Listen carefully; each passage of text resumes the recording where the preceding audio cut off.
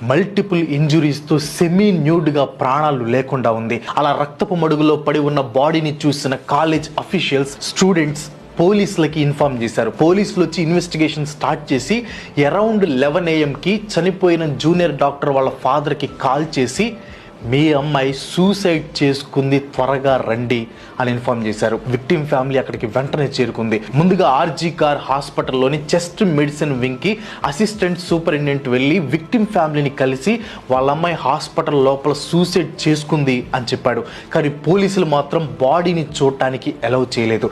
దాదాపు 3 గంటల తర్వాత విక్టిమ్ ఫాదర్ని తీసుకుని వెళ్ళి బాడీని చూపించారు. బాడీని విక్టిమ్ ఫాదర్కి చూపించి ఒక ఫోటో తీసుకోవడానికి పర్మిషన్ ఇచ్చారు పోలీసులు. ఆ ఫోటోని విక్టిమ్ ఫాదర్ బయటికి వచ్చి తన రిలేటివ్స్కి పంపించాడు. ఆ రిలేటివ్స్లో ఒక ఆవిడ ఆ ఫోటోలో బాడీ ఎలా ఉందో ఎక్స్ప్లెయిన్ చేసింది. ఆ రిలేటివ్ చెప్పిన దాని ప్రకారం సెమీ న్యూడ్గా ఉన్న జూనియర్ డాక్టర్ డెడ్ బాడీ యొక్క